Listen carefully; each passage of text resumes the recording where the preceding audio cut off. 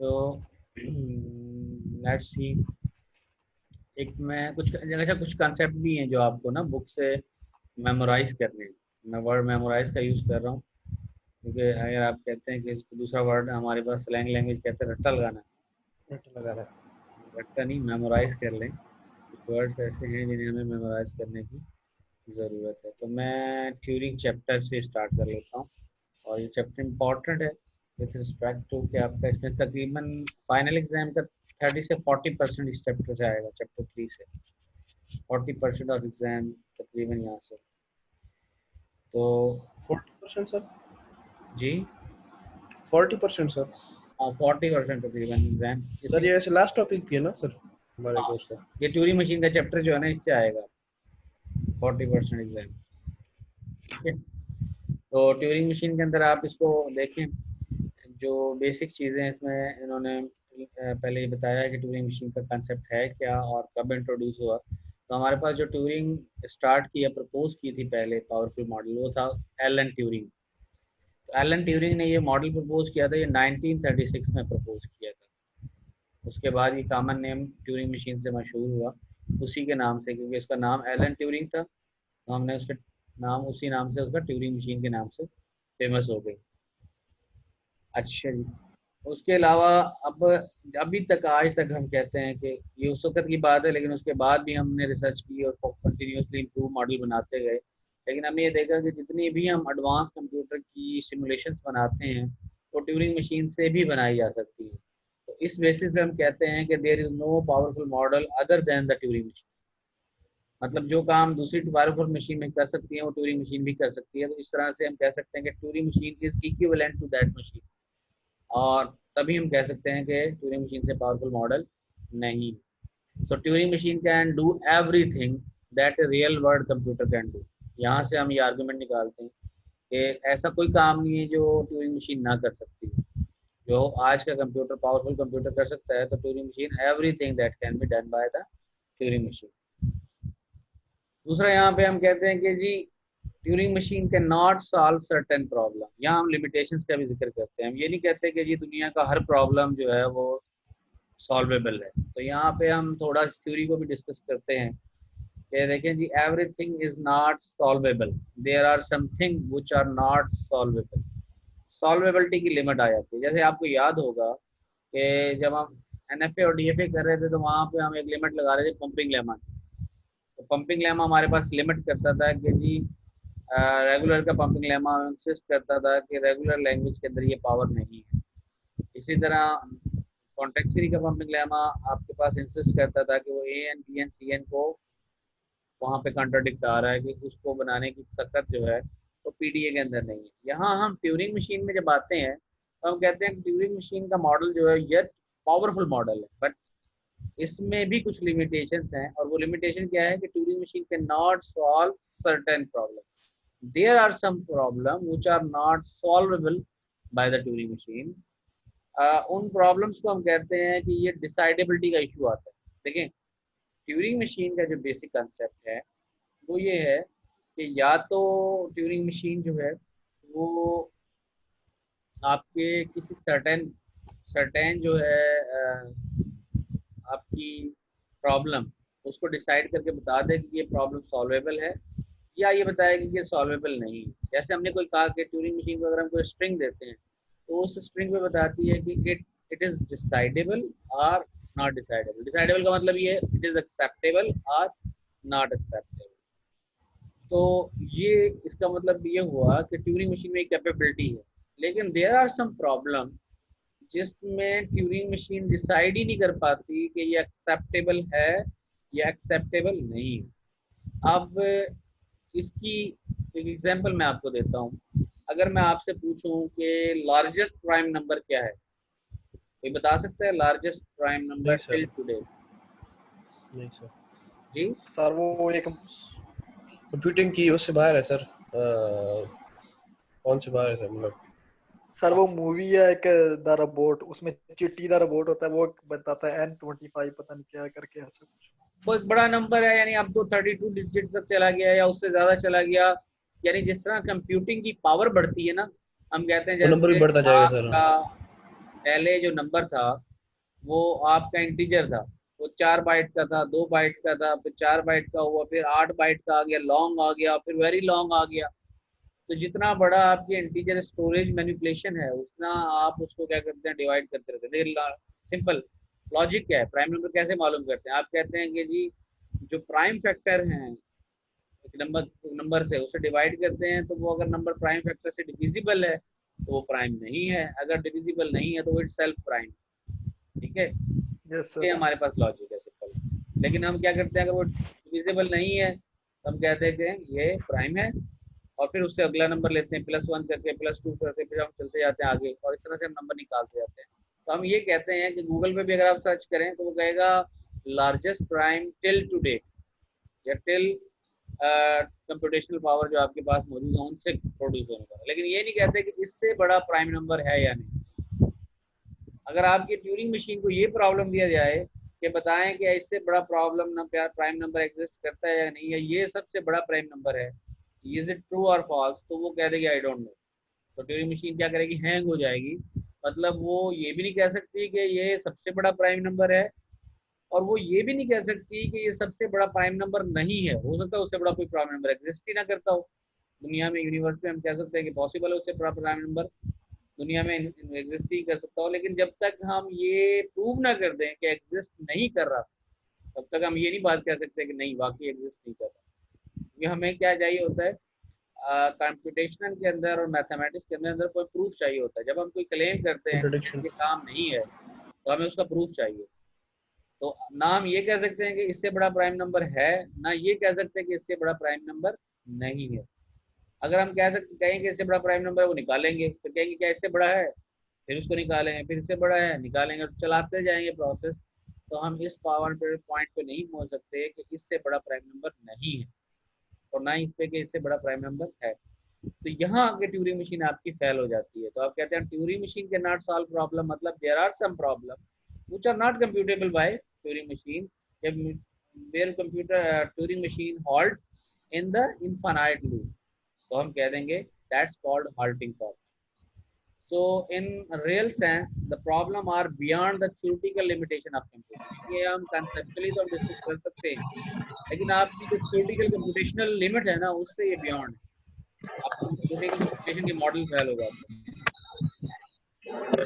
Turing machine model uses an infinite tape, as हम discuss कर चुके हैं कि दोनों तरफ होगा infinite tape होगी। It has head होगा जो पॉइंट कर रहा होगा, और हेड से हम वो सिंपल रीड करते हैं, राइट करते हैं, और मूव करते हैं लेफ्ट और राइट। ठीक है, यहाँ पे जो शिप्सर ने नोटेशन यूज किया है बुक के अंदर, ये जो सिंबल है दिस वन, ये ब्लैंक सिंबल को शो कर रहे हैं। ठीक है, वहाँ पे हम जो स्लाइड्स में यूज कर रहे थे उलमैन की बुक से है वो, और उलमैन जो है वहाँ पे क्या यूज करता है, डायमंड यूज करता है। एक और बुक है वो जो है बी यूज करता है, लेटर बी यूज करता है, capital B, B for blank. खैर इसमें कोई इशू नहीं है, यहाँ पे जो भी आथर होता है वो आथर डिफाइन कर देता है कि मैं यहाँ पर ब्लैंक कैसे जाए। तो यहाँ पे देखें इनिशियल हमारे पास टेप क्या है, contain only input string and is blank every else symbol. जो सिंबल होगी इनपुट स्ट्रिंग होगी वो सिंबल होगी, उसके अलावा जो भी होगी टेप के ऊपर कंटेंट वो ब्लैंक होगी। और मशीन हमारे जो बनानी है वो need to store information, it should process the information, और प्रोसेस करने के बाद वो या तो रिजेक्ट करेगी और या एक्सेप्ट करेगी। तो इधर मशीन शुड रिजेक्ट और एक्सेप्ट। अगर वो रिजेक्ट या एक्सेप्ट करने की कैपेबिलिटी रखती है तो हम ये कहते हैं कि Turing machine recognise that particular language. तो यहाँ से हम कॉन्सेप्ट निकालते हैं रिकॉग्निशन का। ठीक है, तो Turing machine can recognise that language. यहाँ पे लेट्स सपोज अगर हम कहते हैं कि एक लैंग्वेज है W#W और W बिलोंग्स टू 0 1, तो अगर W#W को ट्यूरिंग मशीन रिकॉग्नाइज करती है, कोई स्ट्रिंग है वो बता सके कि वो स्ट्रिंग इस लैंग्वेज से बिलोंग करती है या नहीं करती, यानी दोनों में आंसर आए, यस आए या नो आए, लेकिन आए। ठीक है, तो इस लिहाज से आप कहेंगे कि क्या है, रिकग्निशन आती है कि ट्यूरिंग मशीन कैन रिकग्नाइज। अच्छा जी, कुछ लोग शायद मेरे से लेट आए हैं, वो कह रहे हैं कि बुक से पढ़ाएंगे, तो मैं आज बुक रिलेट करना चाह रहा हूँ आपके कोर्स कंटेंट के साथ, ताकि आपको बुक से समझ में आए कि बुक के सिंबल क्या होती हैं और बुक से पढ़ना कैसे है। इसलिए मैं बुक से पढ़ा रहा हूँ आज। ठीक है, ओके जी। यहाँ पे देखें हमने क्या करना है, मैंने जैसे डिस्कस किया कि आपके पास कोई स्ट्रिंग होगी और उस स्ट्रिंग को आपने चेक करना है इस मशीन के ऊपर। आपने इस लैंग्वेज के लिए मशीन बनानी है और इस लैंग्वेज के लिए मशीन बनाने के बाद आप उस मशीन के ऊपर उस स्ट्रिंग को चेक करेंगे। अगर वो एक्सेप्ट कर रही है तो आप कहेंगे बिलोंग्स टू लैंग्वेज, और रिजेक्ट कर रही है आप कहेंगे does not belongs to language. लेकिन अगर कोई लैंग्वेज ऐसी हो, स्ट्रिंग ऐसी हो जिसमें आपकी मशीन डिसाइड ही ना कर सके कि वो लैंग्वेज से बिलोंग कर रही है या नहीं कर रही, तो हम कहेंगे कि ट्यूरिंग मशीन उस स्ट्रिंग को या उस लैंग्वेज की जो स्ट्रिंग्स हैं उनको रिकॉग्नाइज नहीं कर पा रही या उनके लिए डिसाइडेबल है, नहीं है। यहाँ पे हम कहेंगे कि वो मशीन ट्यूरिंग मशीन की पावर से बाहर है। ठीक है, तो इस तरह से हमारा कंसेप्ट जनरेट होता है कि डिसाइडेबिलिटी का कंसेप्ट है।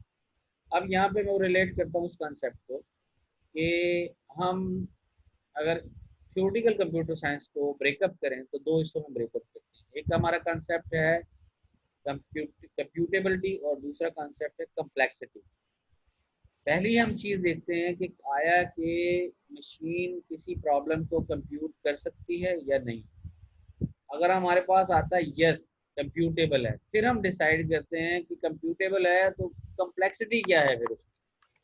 अगर हमारे पास कंप्यूटेबिलिटी पे ही नो आ जाता है कि नहीं कंप्यूटेबल नहीं है, तो उसकी कम्प्लेक्सिटी जानने की जरूरत ही नहीं, क्योंकि वो कंप्यूट ही नहीं हो सकता। तो जब कंप्यूट हो सकेगा तो कम्प्लेक्सिटी निकालेंगे ना, तो कंप्यूटेबल ही नहीं है तो कम्प्लेक्स कैसे निकालेंगे कम्प्लेक्सिटी। तो आप एनालिसिस एल्गोरिथम के कोर्सेज में जब हम पढ़ रहे होते हैं कि ये बिग ओ है, बिग ओमेगा है, थीटा है, इसकी लीनियर कम्प्लेक्सिटी है, इसकी पॉलिनोमियल कम्प्लेक्सिटी है, इसकी क्वाड्रेटिक कम्प्लेक्सिटी है। वो कम्प्लेक्सिटी तब निकाल रहे होते हैं जब आपको ये क्लियर हो जाता है कि प्रॉब्लम कंप्यूटेबल है। अगर प्रॉब्लम कंप्यूटेबल ही ना हो तो कम्प्लेक्सिटी निकालने वो निकालना पॉसिबल नहीं है, क्योंकि कंप्यूटेबिलिटी का यस आने पे आप कम्प्लेक्सिटी फाइंड आउट करेंगे। सो यहाँ पे एक मशीन हम इन्होंने मशीन बना के सिमुलेट किया है। We want to M to accept if its input is member of B और reject if does not member of B। Machine के अंदर ये कैपेबिलिटी हो सकती है, होनी चाहिए, तो वो ये आइडेंटिफाई कर सके कि वो जो इनपुट स्ट्रिंग है वो या तो मेंबर है या मेंबर नहीं है।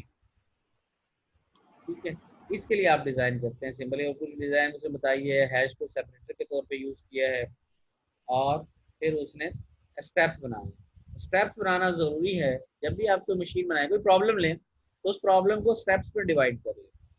ठीक है, आपके पास कोई मशीन है M1 और कोई इनपुट स्ट्रिंग है W, तो आपने क्या करना है, zig across the tape corresponding position on either side of hash, चाहे लेफ्ट साइड पे देखें या राइट साइड पे देखें। हैश की लेफ्ट साइड पे देखा आपने, फिर उसको राइट साइड पे चेक किया। Symbol to check whether these position certain contain the symbol same symbol. अगर वो सेम सिंबल कंटेन करती है जो कि आपकी लैंग्वेज का पार्ट है तो आप कहेंगे ये एक्सेप्ट करेगा, अदरवाइज रिजेक्ट करेगा। If they do not, if no hash is found then reject, और अगर वो बिलोंग करती है then accept. Cross off the symbol as they are check to keep track of which symbols are correspond. यहाँ एक important point यहाँ पे discuss करना चाह रहे हैं हम, और ये हम जब यूज़ कर रहे हैं जब कंप्यूटर में हम ऑप्टिमाइजेशन की तरफ जाते हैं तो ये लाइन हमारे पास इंपॉर्टेंट हो जाती है। अगर मैंने ये चेक करना है, कोई देखें, आप देखें गूगल के ऊपर अगर देखें, अगर आप कोई क्यूरी डालते हैं तो गूगल क्या करता है, उसको सर्च करता है, प्रोसेस करता है। अब जब प्रोसेस कर लेता है तो आपके पास आउटपुट आता है, और किसी आउटपुट जब आउटपुट में आप क्लिक करते हैं तो वो उसकी एक इंडेक्सिंग क्रिएट कर देता है और अपने पास स्टोर कर लेता है कि जब ये क्यूरी हो तो ये पर्टिकुलर लिंक जो है वो मोस्ट रेलेवेंट है, यानी मैपिंग क्रिएट हो जाती है। और अगर ऐसा ना हो, आपने क्यूरी डाली और आपने किसी लिंक पे क्लिक नहीं किया और आपने छोड़ दिया, फिर आप किसी और ने वो क्यूरी डाली, किसी लिंक पे नहीं क्लिक किया, तो उसको भी आप अपने तौर पे स्टोर कर लेते हैं कि इट मीन्स इस क्यूरी का रिस्पॉन्स गूगल के पास नहीं, लेकिन एवरी टाइम वो सर्च करता है क्योंकि उसका डेटाबेस इंक्रीज होता रहता है। यहाँ हम कंसेप्ट डिस्कस कर रहे हैं कि cross off symbols as they are check to keep track of which symbol correspond, कि हम जो सिंबल चेक कर लेते हैं और हमें पता लग जाता है कि एक्सेप्ट है, उसको हम अपने पास स्टोर कर लेते हैं ताकि नेक्स्ट टाइम वही सिंबल आए तो हम कह देंगे यस हमारे पास है। हम मैप करेंगे कि सिंबल इन्यूमरेशन के अंदर जब हम इम्प्लीमेंटेशन की तरफ जाते हैं कंप्यूटर में तो हम कहते हैं इन्यूमरेशन में हमने किसी इंडेक्स के ऊपर उसको स्टोर किया, अगर उसे मैप होती है तो ठीक है, दोबारा उसको सर्च करने की जरूरी नहीं। अगर कोई नई स्ट्रिंग आएगी तो उसको हम मैपिंग के अंदर सर्च करेंगे। यही वजह है कि आप जब आप सर्चिंग कर रहे होते हैं तो कुछ वर्ड आपको जल्दी सर्च में रिजल्ट आते हैं अच्छे, और कुछ आपको ज़्यादा टाइम लगता है जिनकी म्यूटेशन के बाद अच्छे रिजल्ट आते हैं। सेकंड पॉइंट ये है, when all symbols to the left of the hash have been crossed off, check out any remaining symbol to the right of hash. If any symbol remain, reject, otherwise accept. तो hash जैसे हमने कहा था कि W symbol दी थी, हम hash के right side में चेक करेंगे, लेफ्ट साइड में चेक करेंगे, दोनों का कॉम्बिनेशन अगर मैप हो जाता है तो हम कहेंगे पार्ट ऑफ लैंग्वेज है। अगर वो दोनों के कॉम्बिनेशन से जो स्ट्रिंग्स बनती हैं वो नहीं बिलोंग कर रहा किसी से भी तो हम रिजेक्ट करते हैं। तो यहाँ पे एग्जांपल देखें किस तरह से काम करती है। Following figure contain the several non consecutive snapshots of the M tape after it has started on the input. Let's suppose आपने इनपुट दिया ये वाला। अब ये इनपुट अगर आप देखें गौर से, हमें एज ए ह्यूमन देखने से पता चल जाता है कि ये लैंग्वेज का पार्ट है। क्यों? क्योंकि ये 011 और फिर 000 और फिर यहाँ पे क्या है 011 000।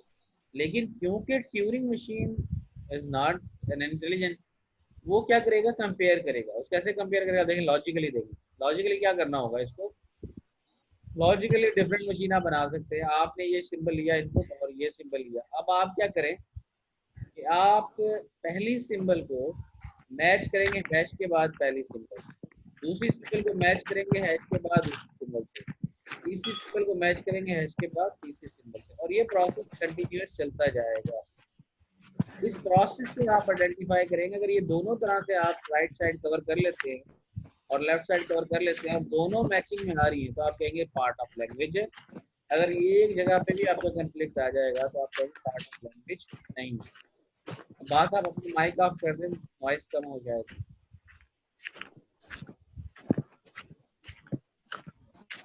ठीक हो गया? तो यहाँ देखें प्रोसेसिंग कैसे हो रही है।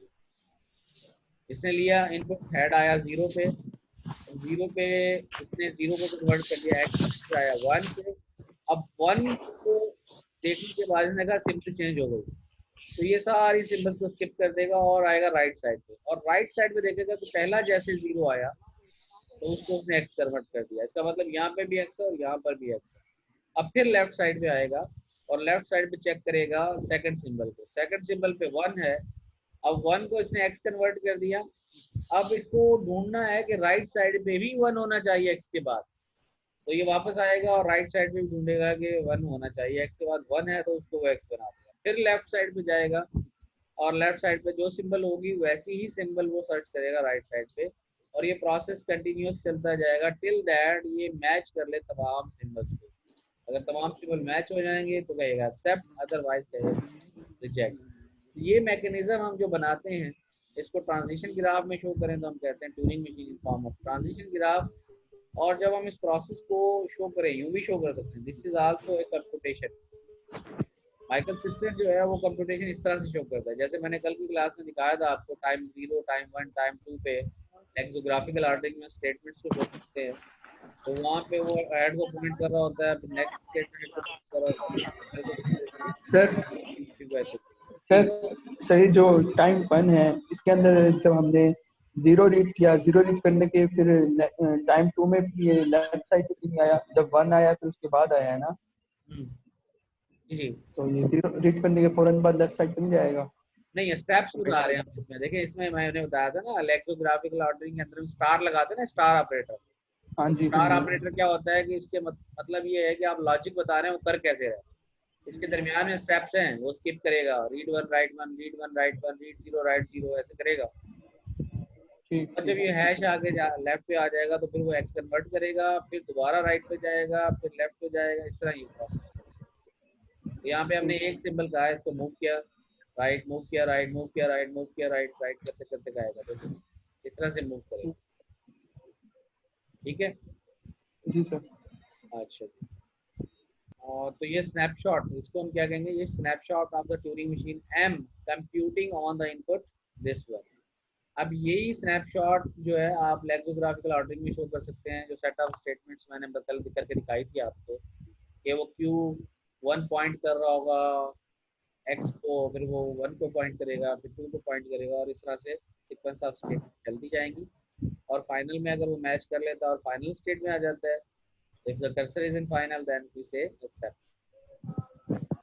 बकोरो है। अच्छा, ये फॉर्मल डेफिनेशन जब हम ड्राइव करते हैं किसी भी ट्यूरिंग मशीन की, तो फॉर्मल डेफिनेशन में हमें ये ख्याल रखना होता है कि जो हमने वो जो टपल्स डिस्कस की 7 टपल्स, उस 7 टपल्स की फॉर्म में हम लैंग्वेज को शो कर सके।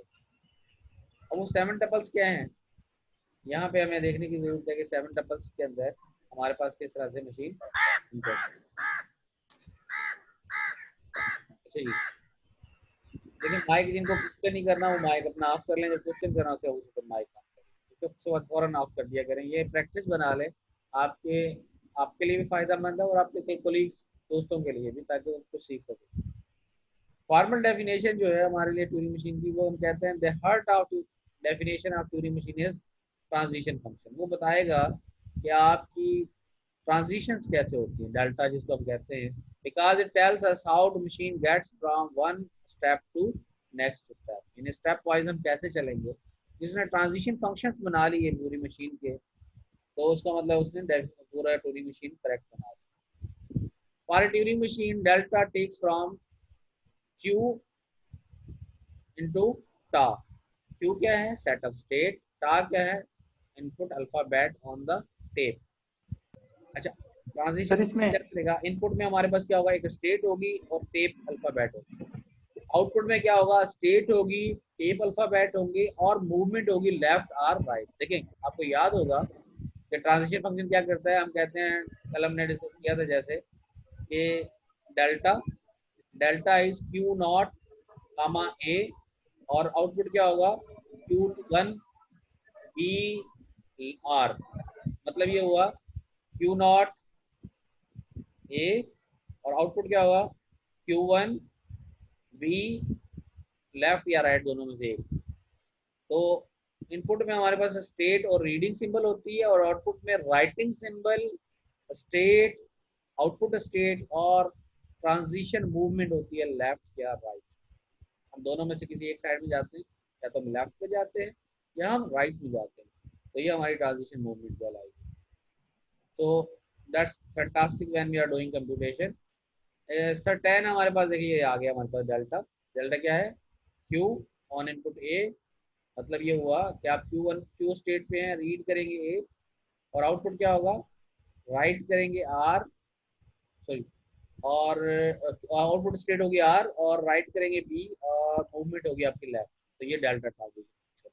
आपने डेल्टा ट्रांजिशन फंक्शन डिफाइन कर दिया तमाम इनपुट्स के लिए कि किस इनपुट पे क्या आउटपुट और मूवमेंट करनी है, तो इसका मतलब आपकी ट्यूरिंग मशीन बन गई।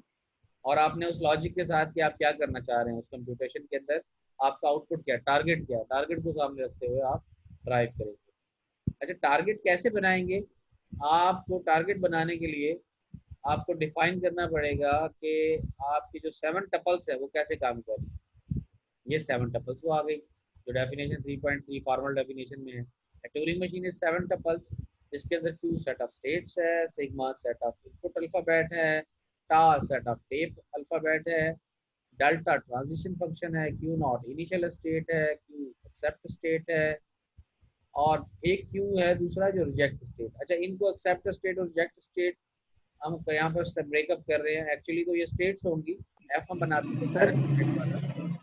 सर जी, सर ये इनपुट स्टेट्स होती हैं और इसके अलावा जो टेप है, तो इसके अंदर कोई डिफरेंस है? टेप के अंदर जैसे हमारे पास इनपुट्स होती हैं वो सारी हमारे पास कौन सा है, ये सिंपल इनपुट स्टेट्स हैं, इसके अंदर भी होती है सारी की सारी। देखिए तो फिर इसको हम हमने अलग टेप कर सकते हैं। आगे हम जब वेरिएंट डिस्कस करेंगे ना, हम ये जी जी कह रहे हैं कि देखिए टा जो है वो है टेप अल्फाबेट, और सिग्मा क्या है, इनपुट अल्फाबेट। अब सिग्मा के अंदर आपका लैम्डा होता है लेकिन ब्लैंक सिंबल नहीं होती, और लैम्डा क्या सर। होता है, not availability of input symbol is called lambda. मतलब लैम्डा क्या है, नल स्ट्रिंग।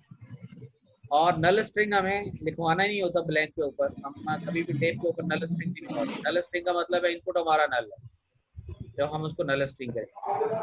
और सर जब लैम्डा नल टाइम। हो तो ब्लैंक सिंबल होगी, टा के ऊपर क्या होगा, ब्लैंक सिंबल होगी। तो आपका सर ट्यूरिंग मशीन के अंदर हम सिग्मा को पहले कॉपी कर लेते हैं, सिग्मा हमारा इनपुट टेप पे ही होता है, आगे जाके हम ट्यूरिंग मशीन डिस्कस करेंगे जहां हम सिग्मा इनपुट अल्फाबेट अलग से ले सकते हैं। क्लियर है? सर ये ट्यूरिंग मशीन में सर लैम्डा ट्रांजिशन अलाउ है? ट्यूरिंग मशीन के अंदर लैम्डा ट्रांजिशन आपकी अलाउ है भी और नहीं भी। बताए कैसे अलाउ है भी और नहीं भी, मैंने 2 वर्ड बोल दिए। देखिए हम ऐसी ट्यूरिंग मशीन बना सकते हैं जो कि लैम्डा ट्रांजिशन इसके अंदर हो, वो इक्विवेलेंट हो ट्यूरिंग मशीन के, लेकिन जो स्टैंडर्ड ट्यूरिंग मशीन है उसमें लैम्डा ट्रांजिशन अलाउ तो सर जो सा ये डायमंड है ये भी तो लैम्डा का ही काम देता था। नहीं। डायमंड लैम्डा नहीं है। डायमंड जो है वो मतलब है ब्लैंक सिंबल।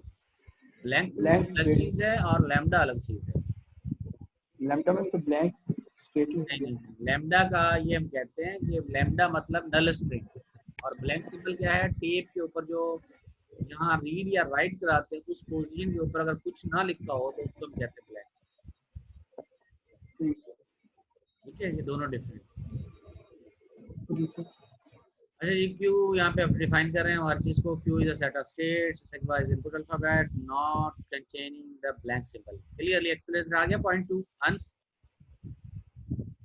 जी सिग्मा सर क्या आ है? गया sigma is input alphabet not containing the blank, blank symbol. उसके अंदर ब्लैंक सिंबल नहीं होती सिग्मा के अंदर। टा इज टेप अल्फाबेट वेयर आपका जो ब्लैंक है वो बिलोंग्स टू टा है, and sigma is a subset of टा।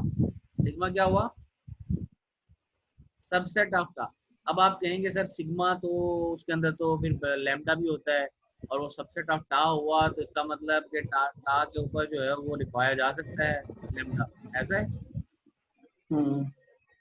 नहीं, ऐसा नहीं है, क्योंकि सिग्मा में हम कहते हैं अनअवेलेबिलिटी ऑफ स्ट्रिंग या लेंथ स्ट्रिंग की अगर जीरो हो तो वो लैम्डा कहलाता है। तो जब स्ट्रिंग होगी नहीं तो हम टा के ऊपर, वो स्ट्रिंग होगी नहीं तो क्या लिखेंगे? बाय डिफॉल्ट ब्लैंक होगा, तो वो लैम्डा लिखाएंगे नहीं उसके ऊपर। समझ रहे हैं बात को? स्ट्रिंग की लेंथ अगर जीरो होगी तो लैम्डा, यानी वो लैम्डा कहलाएगा, लेकिन उसको टेप के ऊपर लिखाने की जरूरत नहीं है। ठीक सर। ठीक है। डेल्टा ट्रांजिशन फंक्शन हमारे पास इनपुट स्टेट सिंबल वो लेके जाता है, आउटपुट स्टेट आउटपुट सिंबल और मूवमेंट लेफ्ट राइट की तरफ। क्यू नॉट हमारे पास बिलोंग्स करेगा सेट ऑफ स्टेट से, क्योंकि वो एक स्टेट ही होती है। क्यू नॉट क्या है? एक स्टेट ही है। इनिशियल स्टेट को नाम देते हैं, डेजिग्नेट कर देते हैं इनिशियल स्टेट। और क्यू हमारे पास एक एक्सेप्ट स्टेट है। इसका मतलब ये एक्सेप्ट स्टेट में हम ले रहे हैं वो सारी फाइनल स्टेट्स आ गई जहाँ पे मशीन एक्सेप्ट कर गई, और क्यू रिजेक्ट वो स्टेट्स आ गई जहाँ पे मशीन एक्सेप्ट नहीं करे। इसका मतलब ये है कि Q accept is not equal to Q reject. हम एक्सप्लिसिटली यहाँ पे कह रहे हैं कि फाइनल स्टेट और नॉन फाइनल स्टेट अलग होंगी। ठीक है, एक स्टेट जो है या तो फाइनल होगी या नॉन फाइनल होगी, दोनों नहीं हो सकती। क्लियर है? तो इस तरह से हम एक मशीन की डेफिनेशन बनाते हैं। और फिर हमारे पास एक वर्ड यूज हुआ था, टर्मिनोलॉजी जो मैंने आपको बताई थी, वो क्या थी? कॉन्फ़िगरेशन। ये वर्ड है ना कॉन्फ़िगरेशन, और ये कॉन्फ़िगरेशन सिंबल कैसे लिखते हैं? U Q V. मैंने लिख के दिखाई दिया आपको, यू क्यू वी। यू का मतलब है जो टेप के ऊपर लेफ्ट साइड में सिंबल है, और वी का मतलब है वो सब स्ट्रिंग जिसके अंदर वो लेटर लेफ्ट मोस्ट है जिसको हेड पॉइंट कर रहा है, और क्यू स्टेट है जिस स्टेट पे आपका इस वक्त ट्रांजिशन ग्राफ के अंदर आप इस वक्त हैं, तो वो क्यू स्टेट को शो कर रहा है। तो ये एक पैटर्न है। लेफ्ट में यू सब स्ट्रिंग है, वी सब स्ट्रिंग है, और क्यू स्टेट है।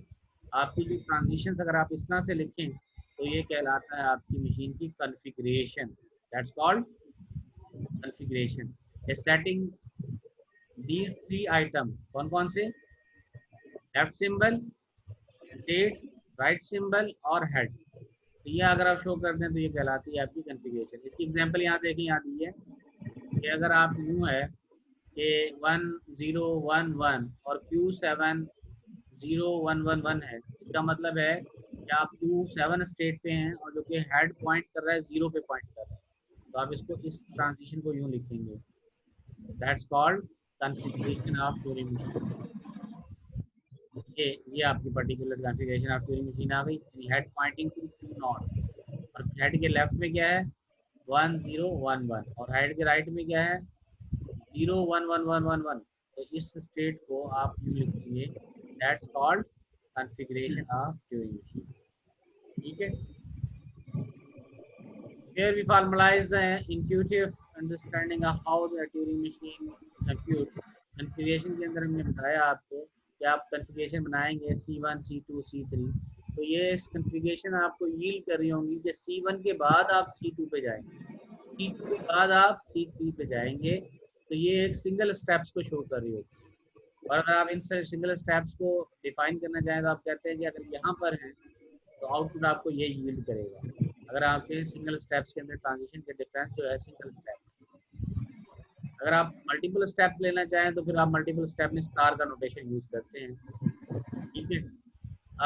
यहाँ पे आप इस चीज़ का ख्याल रखिएगा, जब आप कॉन्फ़िगरेशन ऑफ ट्यूरिंग मशीन के जरिए पूरी मशीन की एग्जीक्यूशन शो करना चाहें तो आपकी जो इनिशियल कॉन्फ़िगरेशन है उसके अंदर स्टार्ट सिंबल होना चाहिए। तो स्टार्ट कॉन्फ़िगरेशन मस्ट कंटेन, और वो कैसे कंटेन करेगी क्यू नॉट, या आप क्यू नॉट पे हैं और डब्ल्यू को पॉइंट कर रहे हैं, यानी डब्ल्यू इज अ स्ट्रिंग और उसकी पहली सिंबल लेफ्ट मूव सिंबल होगी, तो क्यू नॉट जो है पहले होगा और फिर उसके बाद डब्ल्यू आएगा।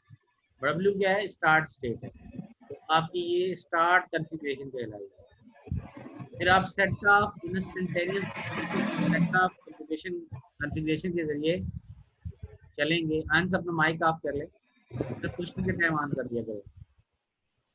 पर इंस्टेंटेनियस डिस्क्रिप्शन के जरिए आप मूव करेंगे और फिर आप एक ऐसी स्टेट पे पहुंचेंगे जो कि फाइनल हो। अगर वो फाइनल पे पहुंच जाते हैं तो आप कहते हैं W belongs to the part of language, otherwise W is not part of language। तो in accepting string the state of configuration is Q accept, और rejecting string में the state of configuration is Q reject or halting configuration। दो word use कर रहे हैं हम, या तो वो Q reject होगी या halt होगी।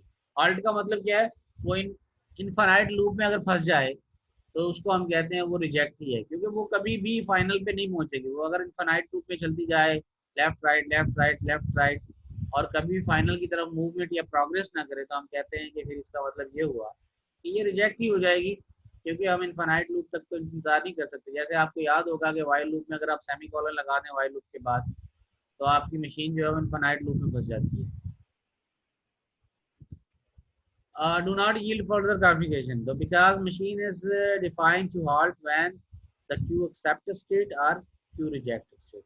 अगर मशीन halt करे accept में या reject में, तो हम कहते हैं वो मशीन डिसाइड कर रही है उस लैंग्वेज को, यानी दूसरे लफ्ज़ में कह सकते हैं Turing machine recognise that language, मतलब वो पहचान रही है इस लैंग्वेज को कि लैंग्वेज कौन सी है। और पहचानने का मतलब ये है कि वो मशीन बता सकती है उस लैंग्वेज के बारे में कि वो लैंग्वेज मशीन का पार्ट है या नहीं है। अगर वो डिसाइड कर रही है तो इसका मतलब वो लैंग्वेज डिसाइडेबल है। अगर वो डिसाइड ही ना कर पाए तो हम कहते हैं वो अनडिसाइडेबल है या मशीन उसको रिकॉग्नाइज नहीं कर पाएगी। तो इस चीज़ का ख्याल रखिएगा जब आप कॉन्फ़िगरेशन आप बनाएं। तो मैंने जैसे और बताया आपको कि C1 अगर इनिशियल कॉन्फ़िगरेशन है तो नेक्स्ट होगी C2, उसके बाद क्या होगी C3। तो आपने चलना है ईच CI वेयर CI+1 पे मूव करना है। CI से किस पे जाएंगे, यील्ड करेंगे CI+1, क्योंकि C1 आपको C2 पे लेके जाएगा, C2 आपको C3 पे लेके जाएगा। ऐसा नहीं हो सकता है कि आपकी इनिशियल कॉन्फ़िगरेशन ना हो आप डायरेक्ट फाइनल स्टेट पर पहुंच जाए। और फिर आपकी कोई C के स्टेट होगी जो कि माइट बी एक्सेप्टिंग हो या रिजेक्टिंग हो। तो दोनों सूरतों में Turing machine recognise that language, अगर एक्सेप्ट करेगी तो पार्ट ऑफ लैंग्वेज कहलाएगी। तो यहाँ से हमने वर्ड निकाल दिया, और वो वर्ड क्या है, the collection of string M accept the language M, so language is called recognisable. तो वो लैंग्वेज रिकॉग्नाइजेबल, वो जितनी स्ट्रिंग एक्सेप्ट करी होगी उन स्ट्रिंग्स को अगर हम एक लैंग्वेज में स्टोर कर दें तो वो लैंग्वेज क्या होगी, Turing recognisable if some Turing machine recognise it. यहाँ पे लूप को भी एक्सप्लिसिटली डिस्कस कर दिया गया है कि अगर आप लूप की बात करें, by loop we mean that machine simply does not halt, कि मशीन चलती जाए चलती जाए। यहाँ लूप का मतलब ये नहीं है वो जो NFA DFA में हम लूप कर रहे थे कि लूप घूम के वहीं पे इस स्टेट पे आए, ठीक है, वो लूप का मतलब डिफरेंट है और इस लूप का मतलब डिफरेंट है। तो यहाँ ट्यूरिंग मशीन में जब हम लूप बात कर रहे होंगे तो इसका मतलब है कि मशीन हॉल्ट कर रही है, ऐसी स्टेट में फंस गई जहाँ हॉल्ट ही नहीं होगी, यहाँ चलती जाएगी चलती जाएगी। So looping may entail a simple or complex behavior, never lead to the halting state. अब ये halting state हम कहलाती है, ठीक है, दो concept है यहाँ पे, halt है और दूसरा halting state। halting state क्या मतलब है कि आप ऐसी state पे हैं जो आपको output दे रही है, यानी या तो reject state पे या accept state पे, तो ये कहलाएगी halting state। लेकिन अगर आप ऐसी state में फंस गए हैं कि states move कर रही हैं और उन state से निकलने का रास्ता नहीं है, तो वो कहलाएगी loop। यहाँ हम एक इम्पॉर्टेंट कंसेप्ट डिस्कस करने जा रहे हैं, यहाँ तवज्जो आप लोगों की दरकार होगी। यहाँ हम कह रहे हैं Turing machine M fail to accept an input by entering to reject state और रिजेक्टिंग इट और बाय लूपिंग इट। तो रिजेक्शन का क्राइटेरिया क्या है, या तो लूप पे फंस जाए या वो रिजेक्ट कर, तो हम उसको कहते हैं वो रिजेक्ट है, simple. Sometime distinguish machine that is looping from one that is merely taking along the time is difficult. For this reason, we prefer tuning machine that halt all inputs. Such machine never loop.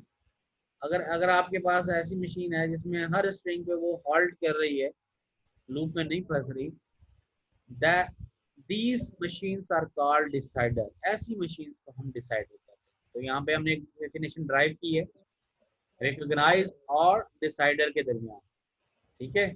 हम कह रहे हैं कि अगर machine जो है वो डिटर्मिनिस्टिकली बता सके एक्सेप्ट और रिजेक्ट, तो वो डिसाइडर है।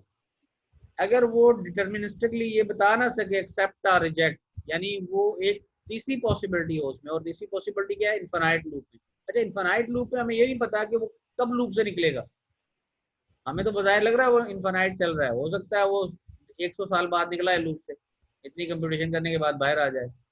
तो we don't have output.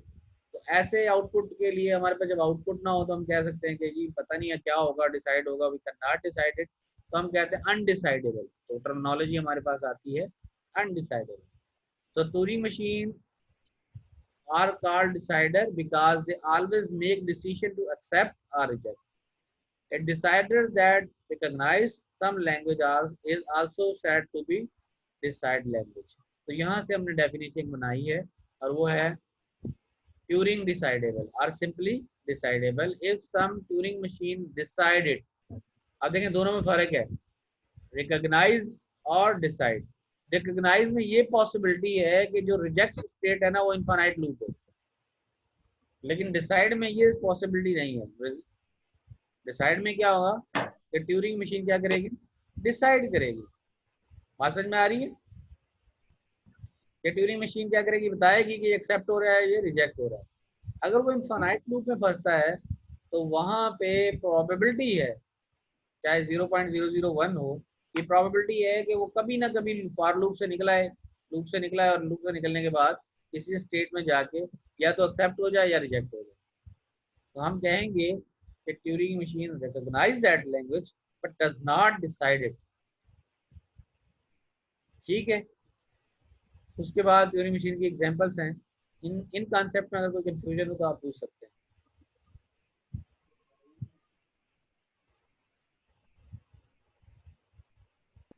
Ji difference समझ नहीं आया, डिसाइडेबल और हाँ, मैं रिपीट कर देता हूँ। देखें, अगर कोई ट्यूरिंग मशीन जो है वो एक्सेप्ट स्टेट पे चली जाए, रिजेक्ट स्टेट पे चली जाए या इनफाइनाइट लूप में फंस जाए, इन तीनों सिचुएशंस के अंदर अगर ऐसी मशीन आ रही है तो हम कहेंगे वो रिकॉग्नाइजेबल है, Turing machine recognise that language.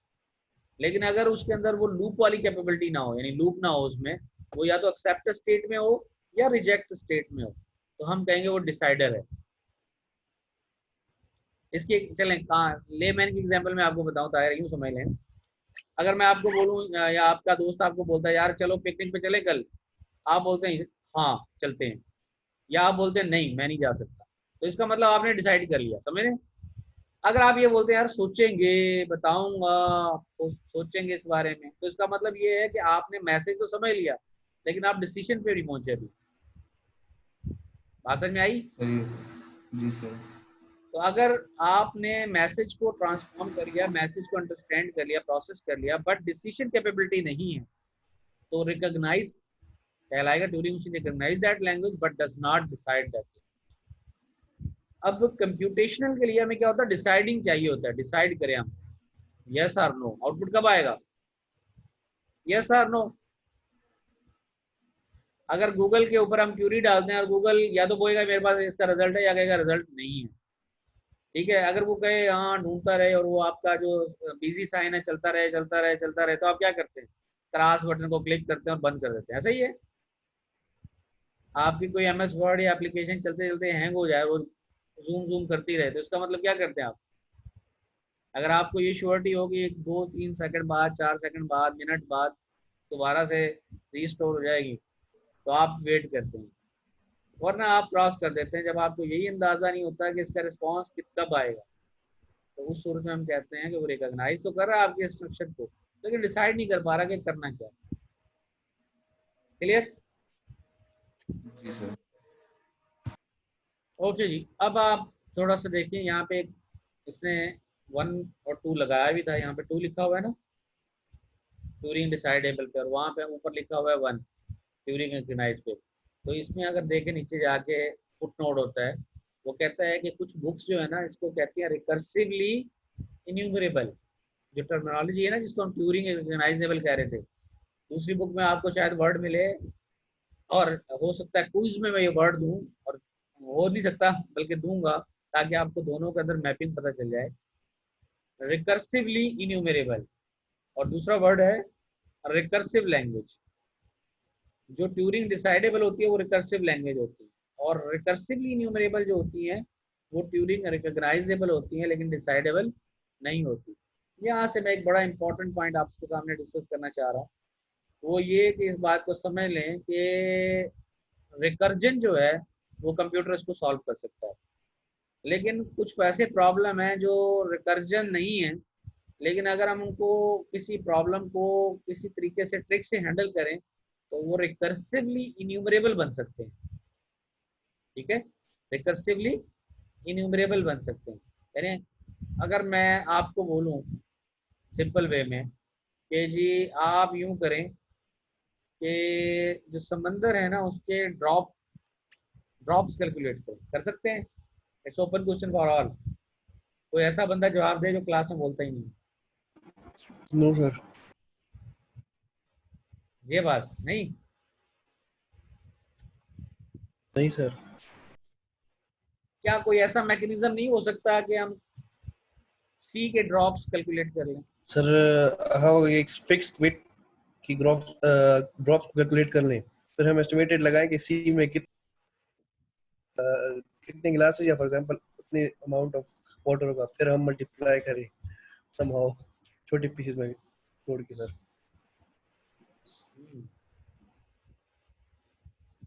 चलें यहाँ से मैं इसको आपको थोड़ा सा एंटरटेनिंग मोड में भी ले जाता हूँ। यहाँ मैं आपको एक लतीफ़ा सुनाता हूँ। लतीफ़ा सुनाऊँ ना? बहुत दिन हो गए लतीफ़ा नहीं सुनाया मैंने।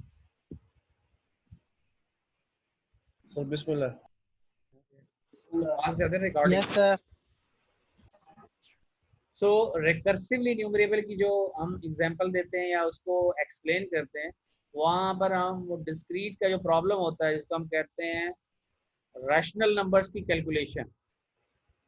ठीक है, काउंटिंग रैशनल नंबर, या आपको वो टॉपिक याद होगा जिसको हम कहते हैं काउंटेबल अनकाउंटेबल। ये मैंने करवाया भी था आपको जब क्लास 1 के अंदर, या मैंने रिवीजन करवाई थी, recap of the we can say discrete mathematics, जब वो करवाया था बेसिक मैथमेटिक्स प्रिलिमिनरी, तो वहाँ पे मैंने इनिशियली थोड़ा सा डिस्कस किया था। इसको हम आगे डिस्कस करेंगे। तो हम कहते हैं कि अगर कोई प्रॉब्लम जो है वो बाय डिफॉल्ट रिकर्सिव नहीं है, तो क्या हम उसको रिकर्सिवली न्यूमरेट कर सकते हैं? अगर हम उसको रिकर्सिवली न्यूमरेट कर सकते हैं तो वो ट्यूरिंग रिकॉग्नाइजेबल बन जाता है। लेकिन अगर कोई प्रॉब्लम रिकर्सिवली इन्यूमरेट भी नहीं हो पाता, तो हम वो कहते हैं कि ये वो प्रॉब्लम है जिस पे ट्यूरिंग मशीन हाथ उठा लेती है। ट्यूरिंग मशीन कहती है जी मैं नहीं डिसाइड कर सकती, इसको ना रिकॉग्नाइज कर सकती, तो वो आपकी लिमिटेशन आ जाती है ट्यूरिंग मशीन।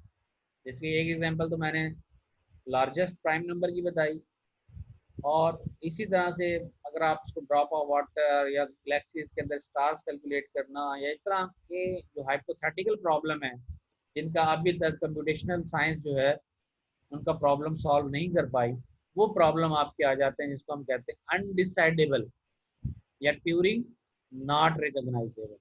अनडिसाइडेबल में कुछ प्रॉब्लम ऐसे आएंगे जो कि ट्यूरिंग एन्यूमरेबल हैं लेकिन रिकॉग्नाइजेबल बन जाते हैं लेकिन डिसाइडेबल नहीं। लेकिन कुछ ऐसे प्रॉब्लम हैं जो इन्यूमरेट ही नहीं हो सकते, इन्यूमरेबल भी नहीं है, ठीक है, तो इन्यूमरेशन पॉसिबल नहीं होगा।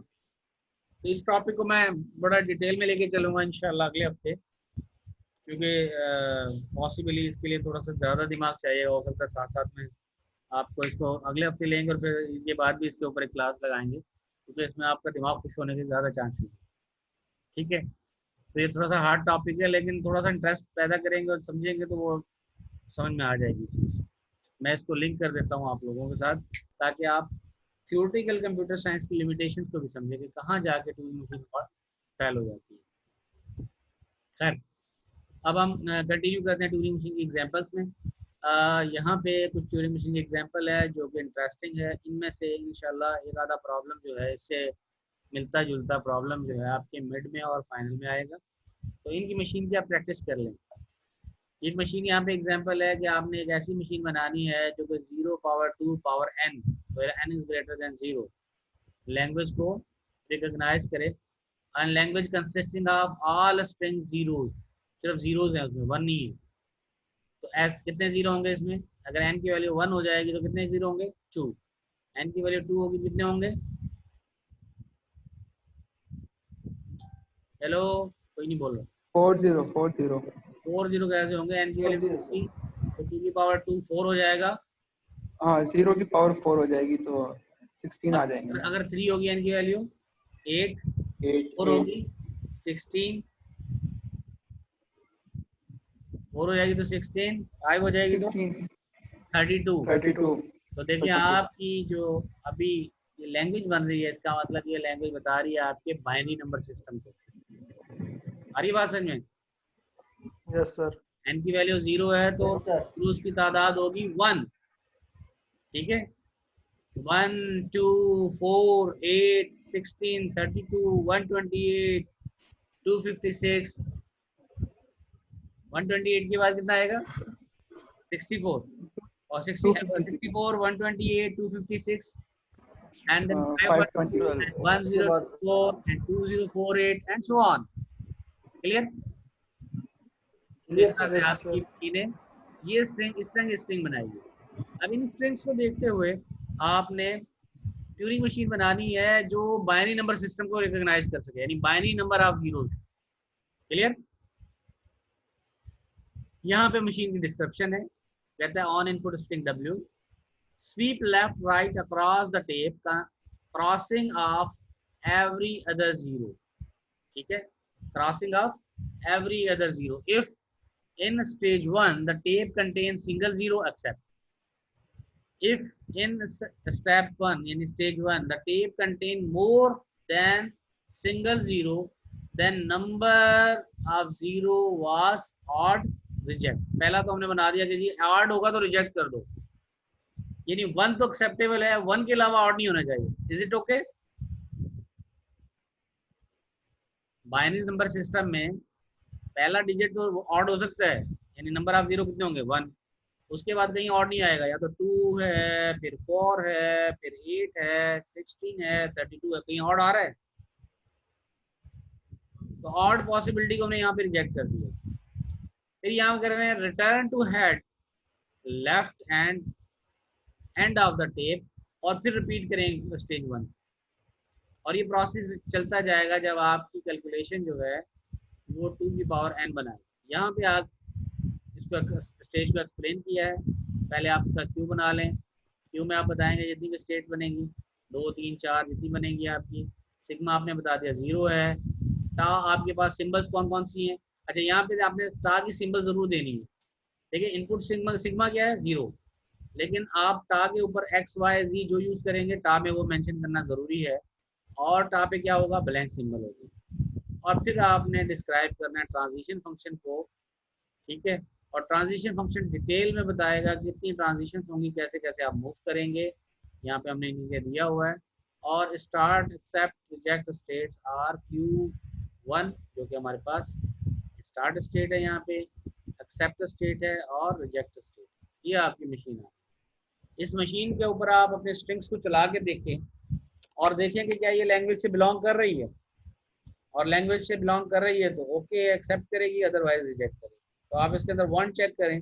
पहले मैं चेक कर रहा हूँ सर पहली स्ट्रिंग जी। सर सर हम स्ट्रिंग्स तो इसके ऊपर चला कर चेक कर लेंगे, हमें समझ आ जाएगी। हम ये इतनी सारी स्टेट्स का हमें ये कैसे पता लगेगा कि किस तरह बनाना है, मतलब इन्होंने इतनी सारी ट्रांजेक्शन दी हुई है, देखिए आप इसको बनाएंगे हम किस सूडो तरह। कोड, आप सूडो कोड बनाएंगे पहले। सूडो कोड क्या है? लॉजिक है उस प्रॉब्लम को सॉल्व करने की। ये ह्यूमन की नीड आती है यहाँ पे। देखिए हम कहते हैं कि जितनी मशीनें एफिशिएंट है ना, वो उनके पीछे दिमाग है इंसान का। मशीन खुद से यस नहीं सर। बनती, मशीन खुद से नहीं बनेगी। इंसान का दिमाग है जो उस प्रॉब्लम को सॉल्व करने की कैपेबिलिटी रखता है, और वो सॉल्व करने की कैपेबिलिटी को हम कहते हैं लॉजिक। दैट्स लॉजिक, कि किस तरह से आप प्रॉब्लम को सॉल्व करेंगे। जिसने बाइनरी नंबर सिस्टम बनाया था ना, तो उसने पहले लॉजिक बनाई होगी कि बाइनरी नंबर सिस्टम में जो इंक्रीज ऑफ नंबर होगी वो कैसे होगी, और उसके ऊपर फिर उसने लॉजिक बना रही। अब इसी तरह से बाइनरी नंबर सिस्टम को रिकॉग्नाइज करने की ये थ्योरेटिकल मशीन है। इसी की अगर आप इम्प्लीमेंटेशन डाल दें तो वो कंप्यूटर में प्रोग्राम बनते हैं जो आपको सर दे देते वही हैं। वही वही लॉजिक जो सा है वो हमें थोड़ा समझाए ना, अंदर इस मशीन का, मतलब हमें किस तरह पता लगेगा कि कितनी स्टेट्स आएंगी ट्रांजिशन में, किस किस चीज़ को नज़र में रख के हमें मशीन डेवलप करनी है। वही मतलब बता जिस तरह हम। देखिए लॉजिक में हमने ये देखे डिफाइन किया कि एक तो हमारे पास अलाउ है ऑड नंबर, जो कि फर्स्ट स्टेज अगर हुई वो ऑड नंबर अलाउ करता है, नंबर वन। अगर फर्स्ट स्टेज के बाद ऑड आ रहा है तो वो रिजेक्ट करते हैं। क्लियर है? हम्म, ये कहाँ से दी लॉजिक हमने? ये जो हमारे पास इनपुट की जिसकी हमें मशीन बनानी है उसी ये से हमने नंबर बनाई सिस्टम से ली। ये हमारा जो नंबर सिस्टम है उसमें जो हमारे है। पास लेंथ ऑफ स्ट्रिंग आ रही है वो लेंथ ऑफ स्ट्रिंग लिख आ रही है। ठीक है, क्लियर हो गया? अच्छा कह रहा है वन के अलावा आठ नंबर नहीं एक्सेप्ट करेगा। वन के अलावा आठ नंबर एक्सेप्ट करेगा तो वन के अलावा क्या होगा? एक्सेप्ट करेगा टू। अगर वो टू को एक्सेप्ट करेगा तो वो टू के डबल को एक्सेप्ट करेगा। टू को एक्सेप्ट करेगा तो टू के डबल को भी एक्सेप्ट डबल करेगा। को टू का डबल क्या है? फोर, फोर को अगर एक्सेप्ट करेगा तो फोर के डबल को भी एक्सेप्ट करेगा। फोर का डबल तो 16 हो जाएगा, 8 भी एक्सेप्ट करेगा। एट, हाँ टू 8 का हो डबल क्या जाएगा, होगा यार? एट होगा ना। जी सर। फोर के डबल को एक्सेप्ट करेगा तो एट को भी एक्सेप्ट करेगा। अगर एट को एक्सेप्ट करेगा तो वो उसके डबल को भी एक्सेप्ट करेगा, और उसके डबल को भी एक्सेप्ट करेगा। बात समझ में आ रही है? Yes sir, yes sir. ये लॉजिक है। इस लॉजिक को आपने उसमें डाला मशीन के अंदर। आपने कहा जी देखें सिंगल वन एक्सेप्टेबल है, लेकिन सिंगल वन के अलावा कोई और नंबर एक्सेप्टेबल नहीं है। अगर आपकी मशीन के अंदर आप नंबर देते हैं 32, तो वो 32 को कैसे पहचानता है? वो देखता है कि ये ऑड नहीं है, ठीक है, पहले तो स्टेट हो गई ऑड नहीं, ओके गुड। फिर ये देखता है कि ये क्या टू का डबल है? नहीं, ये टू का डबल नहीं है, टू का डबल फोर होता है। या क्या फोर का डबल है? फोर का डबल एट है, ये भी नहीं है। क्या ये एट का डबल है? एट का डबल 16 होता है, ये भी नहीं है। क्या 16 का डबल है? यस, 32 16 का डबल है, एक्सेप्ट कर लेंगे। इस तरह से मशीन चलेगी। आप डायरेक्ट 32 पे नहीं पहुंचेंगे। डायरेक्ट 32 को कैलकुलेट करने का मैकेनिज्म नहीं है आपके पास कि आप काउंट करते जाएं और आपके पास। हाँ, जब आप कंप्यूटर की इम्प्लीमेंटेशन बनाते हैं तब पॉसिबल है, लेकिन थ्योरेटिकल कंप्यूटर साइंस में जब थ्योरेटिकल मशीन बनाते हैं उसमें स्टोरेज मैकेनिज्म नहीं है। आप टेप यूज कर रहे हैं, उस टेप के ऊपर आप ये लॉजिक रख रहे हैं कि मैं ये काउंट करता रहूँ। अब आप इस मशीन को चला के देखेंगे तो आपको ये लॉजिक क्लियर हो जाएगी। अगर आप देखें तो यही काम हम कर रहे हैं। सर इसकी सैंपल्स को थोड़ा कर दें एक्सप्लेन। इसमें जैसे सर कुछ जगह पे रीड राइट और टर्न लेफ्ट या राइट कर रहा है, कुछ जगह पे सिर्फ रीड कर रहा है, राइट नहीं कर रहा है। जैसे Q2 पे लूप लगा हुआ है, इसमें सिर्फ X को रीड कर रहा है, राइट कुछ भी नहीं कर रहा है, टर्न राइट सर कर अगर रहा आप ये सर अगर आप ये कागज पे बनाए फर्स्ट स्टेट से तो फिर ज्यादा बेहतर होगा सर। देखिए इसमें इसमें जो होगा ना आपका, ये हाँ ये मैं कर देता हूँ। इसका मकसद ये है, जब आप ये कह रहे हैं ना कि रीड ब्लैंक और आर, इसका मतलब है you are reading blank and writing blank, you does not modify the blank. इसी तरह जब आप कह रहे हैं ना रीड एक्स, इसका मतलब है read x, right x, move right. यानी वो एक सिंबल को यहाँ पे नोटेशन के अंदर वो एक सिंबल को कह रहा है मैं दो दफा क्यों लिखूं। हाँ, जहाँ लिखने की जरूरत है, जहाँ चेंज करने की जरूरत है वहाँ लिख रहा है वो। तो कह रहा है रीड जीरो राइट ब्लैंक, यहाँ चेंज कर रहा है मूव राइट। यहाँ कह रहा है read zero right x move right, यहाँ पे कर रहा है। लेकिन जहाँ पे उसने सिंबल को मॉडिफाई नहीं करना, तो उसको वो एक ही साइड में ले रहा है कि रीड राइट एक ही साइड में रहेगा। ठीक ठीक है है ताहिर, क्लियर? जी, क्लियर। ये एक सिप्सर का नोटेशन है। मतलब देखें, ये जो नोटेशन बनाने से पहले उसने यहाँ डिफाइन कर दिया कि मैं इसको कैसे बना रहा हूँ। तो जो तकरीबन 90% जो बुक पढ़ाई जाती है ना, 90 से 80 से 90 मोहतियात अंदाजा मैं कह रहा हूँ, वो माइकल सिप्सर की बुक पढ़ाई जाती है। उलमैन की बुक भी पढ़ाई जाती है, उलमैन की बुक भी बड़ी मशहूर है, लेकिन वो मेजॉरिटी ऑफ आथर ये कहते हैं, या वो आपके जो प्रोफेशनल ग्रेजुएट हैं, वो कहते हैं यार उलमैन की बुक जो ना काफ़ी हार्ड है, बच्चे उसको देख के ही सर चकराने लग जाता है। लेकिन सिक्सर जो है ना वो ज़्यादा डिस्क्रिप्टिव मोड में चलता है, उलमैन ज़्यादा प्रोग्रामेटिक मोड में चलता है। उलमैन की बुक देखी है आपने, खोलोगे कभी?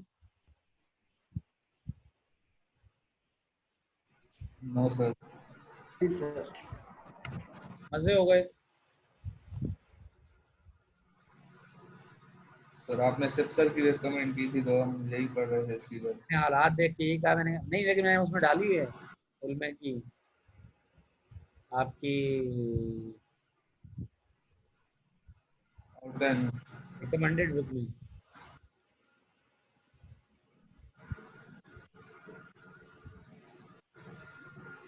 देखें एक और बुक दिखाता हूँ मैं, बुक बहुत हैं और उसमें आपको नोटेशन अलग अलग मिलेंगे।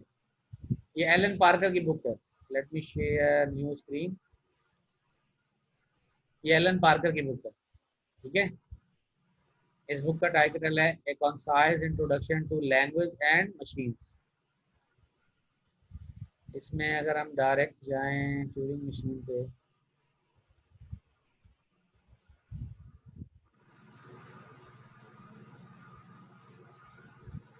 तो ये आपकी down automata importance of regular context Turing machine, page number 156।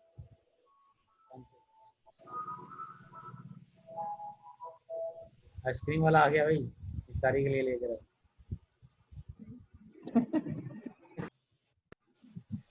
Excel 156 page number.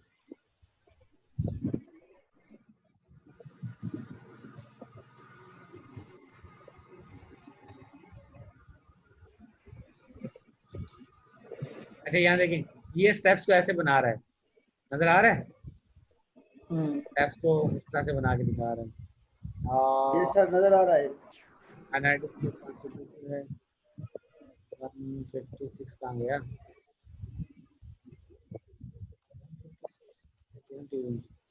चले मैं सर्च कर लेता हूँ ट्यूरिंग मशीन।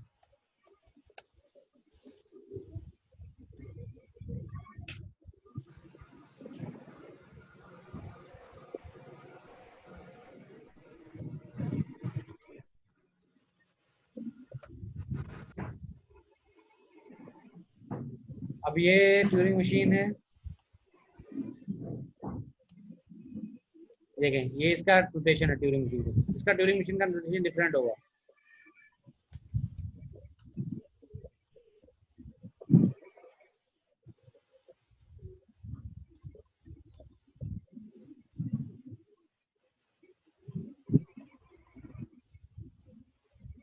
यूटीएम का कॉन्सेप्ट भी लेके आ रहा है यहाँ पे, यूनिवर्सल ट्यूरिंग मशीन।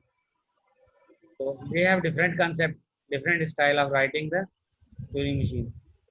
अच्छा वो भी मैं आपको दिखा दूँ अगर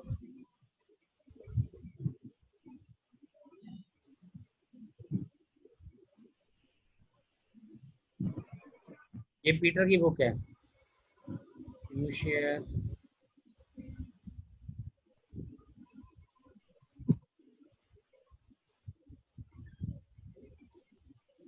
जी ये अनदर बुक है, सॉल्यूशन मैनुअल है इसका बुक का, introduction to formal language and automation. इसमें ट्यूरिंग मशीन अलग स्टाइल में होगी आपके पास।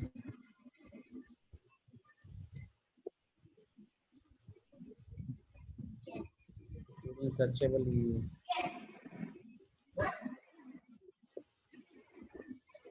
तो आप देखेंगे ना तो आथर्स ने डिफरेंट नोटेशन यूज किया, बट दे हैव एक्सप्लेन्ड इस नोटेशन का मतलब क्या है। ये बहुत जो शिप्सर वाली बुक है फेमस भी है और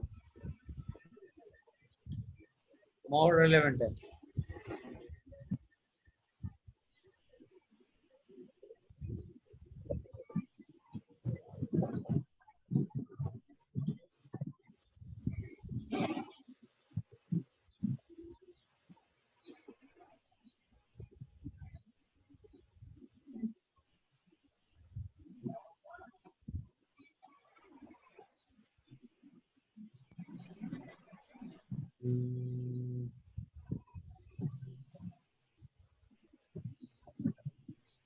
येट अनदर बुक है ये, देखें इसमें इसने जो लिखा है, इसकी ट्यूरिंग मशीन की जो सिमुलेशन है वो डिफरेंट है। Current state, read symbol, return symbol, direction, next state, visible आप लोगों को? तो वो इस तरह से सिमुलेशन करके दिखा रहा है।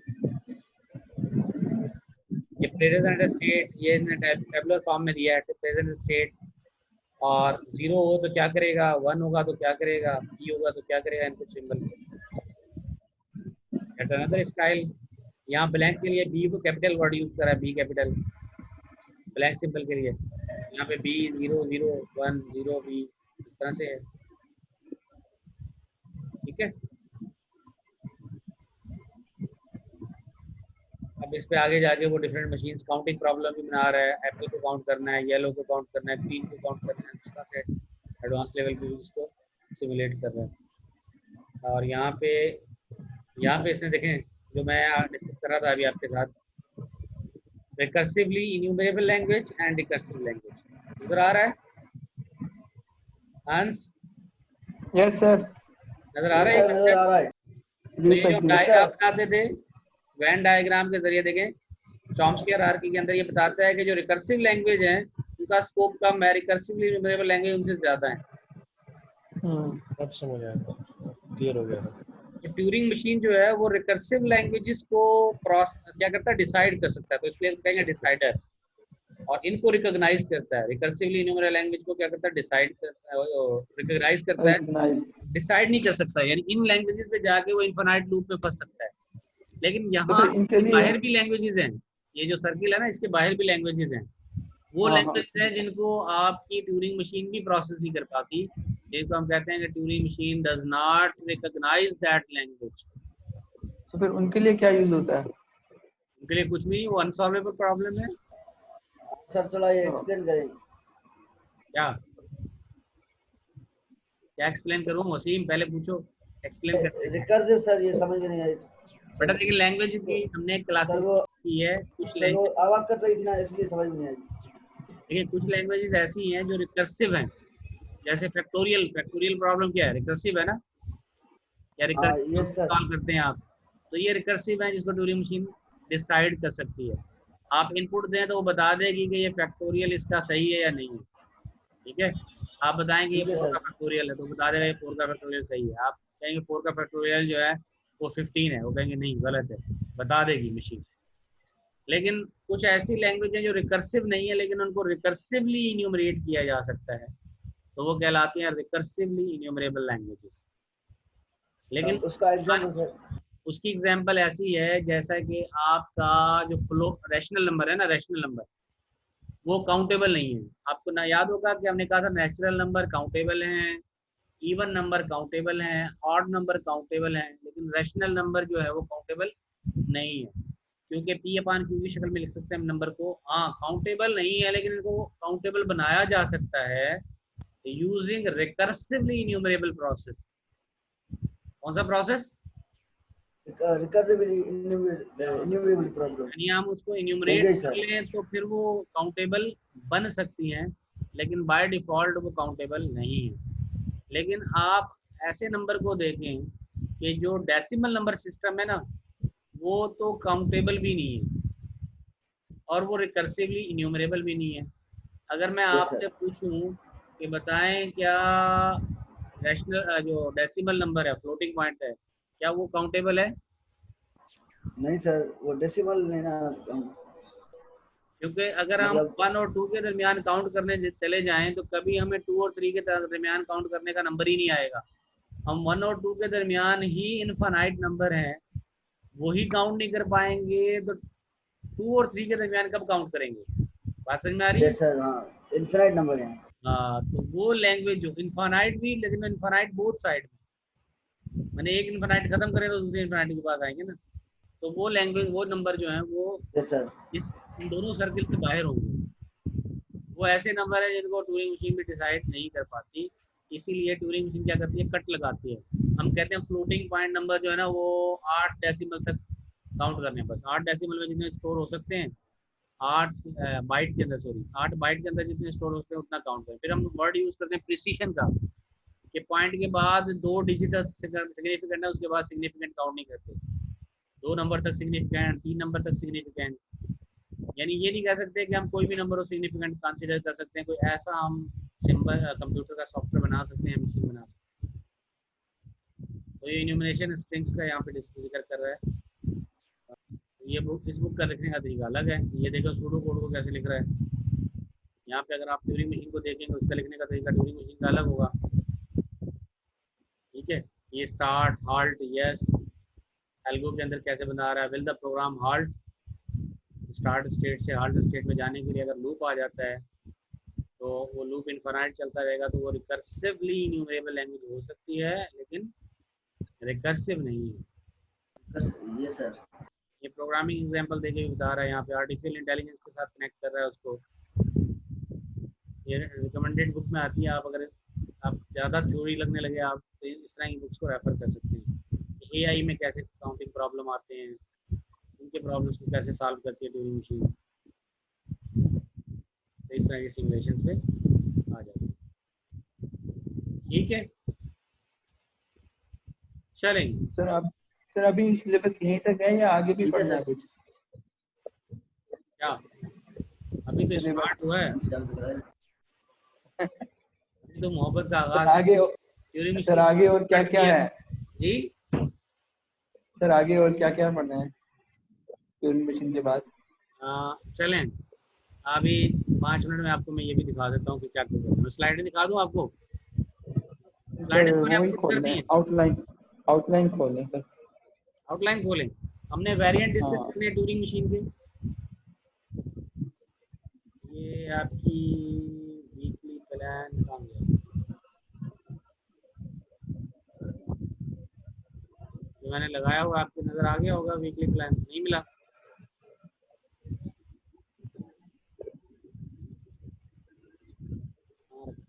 डेस्कटॉप